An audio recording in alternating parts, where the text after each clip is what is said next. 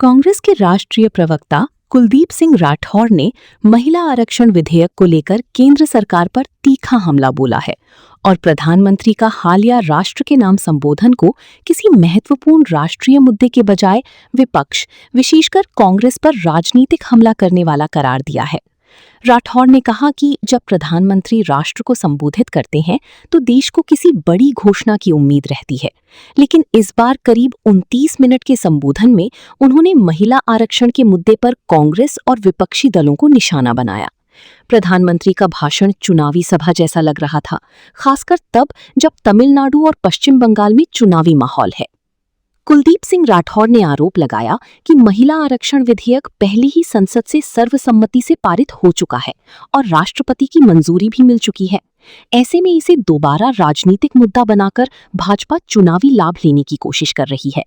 सरकार ने 16 अप्रैल को इसे परिसीमन से जोड़ते हुए नोटिफाई किया, जबकि नई जनगणना प्रस्तावित है।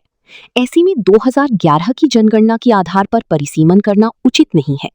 भाजपा अच्छी तरह जानती थी कि इस विधेयक को पारित कराने के लिए उसके पास 2/3 बहुमत नहीं है, फिर भी विशेष सत्र बुलाया गया। ये पूरा घटनाक्रम पहले से तय रणनीति के तहत किया गया ताकि विपक्ष को महिला विरोधी साबित किया जा सके, जबकि हकीकत में महिलाओं को राजनीतिक अधिकार देने में कांग्रेस की भूमिका ऐतिहासिक रही है।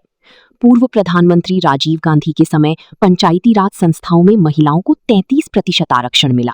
वहीं इंदिरा गांधी के कार्यकाल में महिलाओं को संपत्ति में अधिकार जैसे महत्वपूर्ण फैसले लिए गए। दूसरी तरफ भाजपा ने महिलाओं के हित में ऐसा कोई बड़ा कदम नहीं उठाया।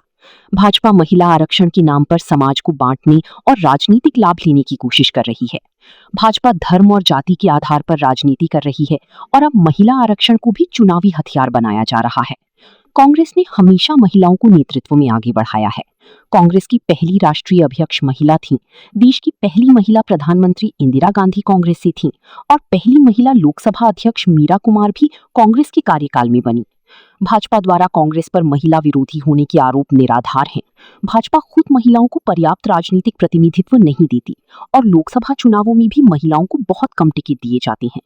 कांग्रेस इस मुद्दे पर जनता के बीच जाएगी और भाजपा की मंशा को उजागर करेगी। देश की महिलाएं भाजपा की राजनीति को समझती हैं और महिला आरक्षण के नाम पर किया जा रहा राजनीतिक प्रयास सफल नहीं होगा। नहीं, देखिए, ये पूरा मामला उलझाने का प्रयास हो रहा है, ऐसी कोई बात नहीं। 2023 को जब विधेयक लाया गया तो उस समय सर्वसम्मति से पास किया गया और राष्ट्रपति ने भी इसे मंजूरी दे दी और ये कानून बन चुका है। लेकिन हैरानी की बात है कि उस समय ये कहा गया कि 2026 में जो जनगणना होगी उसके साथ परिसीमन को जो है जोड़ा जाएगा और अभी विशेष सत्र बुलाने की बात हुई, हालांकि इसकी कोई ज़रूरत थी नहीं और 16 अप्रैल 2026 को इसे नोटिफाई किया। कुल मिलाकर ये सिर्फ छोटी राजनीति करने का प्रयास है और इस बिल को लाने का जो मकसद है वो देश में एक भ्रामक प्रचार करना है। भारतीय जनता पार्टी बिल्कुल समझती थी कि 2/3 बहुमत हमारे पास नहीं है, जिसे हम पारित नहीं करवा पाएंगे। उसके बावजूद भी ये बिल आया तो ये गिरा और अब एक प्रभाव दिया जा रहा है कि महिला आरक्षण के खिलाफ है, जबकि ऐसी तो कोई बात है नहीं। हम तो कहते हैं कि मौजूदा जो हमारी 543 सीटें हैं, आप उसमें जो है 33% जो आरक्षण है, जो कानून बन चुका, आप दीजिए, उस आधार पे आप चुनाव करवाइए। और हैरानी तो हमें इस बात की है कि शनिवार को 18 तारीख को 8:30 बजे प्रधानमंत्री जी जब राष्ट्र को संबोधित करते हैं तो उनका पूरा का पूरा जो भाषण है वो प्रतिपक्ष और विपक्ष और कांग्रेस के खिलाफ बोलते रहे। और हालांकि जब भी देश के प्रमुख कोई विशेष संबोधन करते हैं तो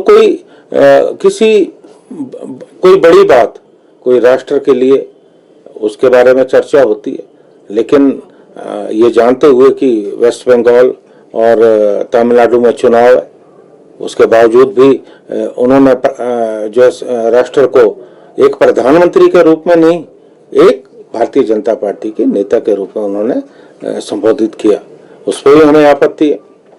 चुनाव आयोग को संज्ञान लेना चाहिए, लेकिन हमें मालूम है कि चुनाव आयोग इस वक्त भारतीय जनता पार्टी सरकार की कठपुतली के तौर पे जो है काम कर रहा है, ऐसा कुछ होने वाला नहीं है। तो ये कुल मिलाकर देश में इस तरह की परिस्थितियां बन रही है कि महिला विरोधी प्रतिपक्ष को साबित किया जा सके, और जबकि हकीकत है कि भारतीय जनता पार्टी कभी महिलाओं की समर्थक नहीं रही। अगर 33% आरक्षण पंचायती राज और स्थानीय जो नगर निकाय के चुनाव में दिया गया, वो राजीव गांधी जी की देन है, जब वो देश के प्रधानमंत्री थे। इस देश में जो भी कानून महिलाओं के हक में बने वो कांग्रेस के समय में बने, और भारतीय जनता पार्टी ने तो आज तक बताइए कौन सा ऐसा काम किया जो महिलाओं के हक में हो। हमने तो, हमारी पार्टी की राष्ट्रीय अध्यक्ष महिलाएं रही हैं, प्रधानमंत्री महिला रही है, राष्ट्रपति जो पहली बनी वो महिला थी, मुख्य न्यायाधीश महिला थी, स्पीकर जो है महिला थी। भारतीय जनता पार्टी ने कितनी महिलाओं को जो है उच्च पदों पे बैठाया। तो ये देश में एक ऐसा माहौल बनाया जा रहा है क्योंकि इनकी नज़र चुनाव पे, और इन्होंने पहले धर्म के आधार पर, जाति के आधार पर चुनाव लड़ा, और अब ये लिंग भेद को आधार बनाकर चुनाव लड़ना चाहते हैं। समाज को बांटने का जो है कुत्सित जो है प्रयास भारतीय जनता पार्टी कर रही है, और इस देश के लोग और खासकर महिलाएं इस बात को समझती हैं।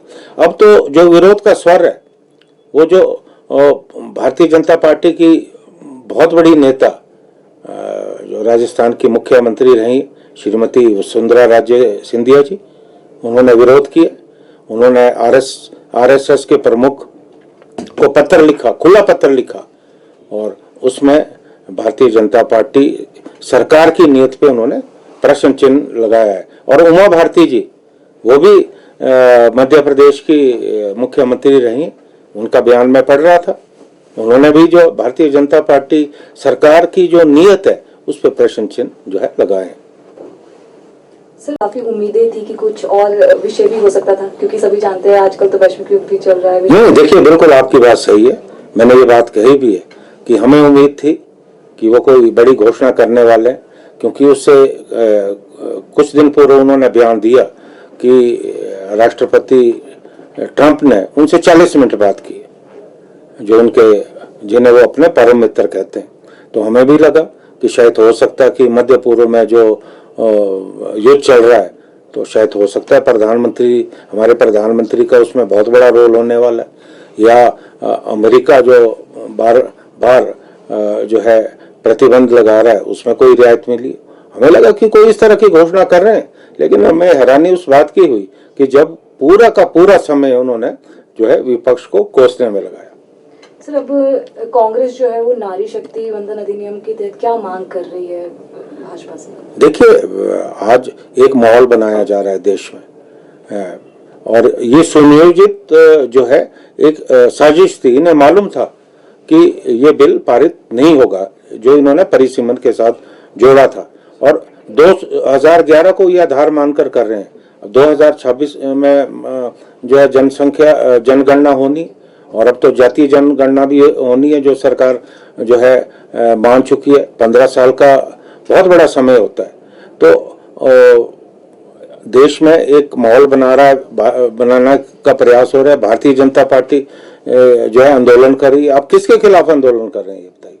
आपने देखा कि लोकतंत्र में तो जो विपक्ष है वो सरकार के खिलाफ आंदोलन करता है, और आज सरकार विपक्ष के खिलाफ आंदोलन कर रही है।